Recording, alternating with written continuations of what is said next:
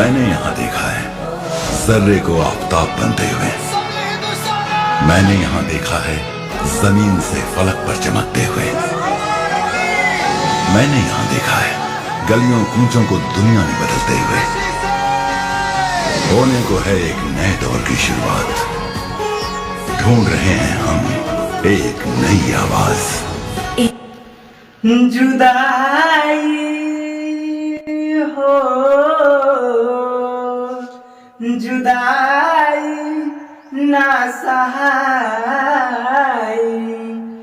जुदाई ना सहाय।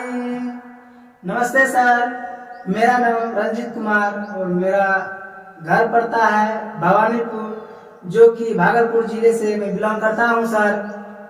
और मैं एक गाना गाता हूँ, हिंदी सॉन्ग, बीच में सैड सॉन्ग भोजपुरी भी गाता हूँ बगैर म्यूजिक का सर।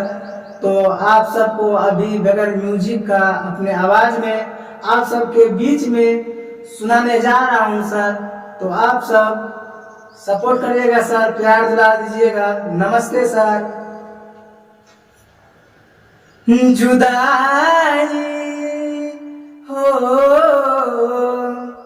जुदाई ना सहाय, जुदाई ना सहाय हो, जुदाई ना सहाय, जुदाई ना सहाय। जिसमें से जान जुदा हो के दिल हो के जुदा न रह पाई, जुदाई ना सहाय, जुदाई ना सहाय।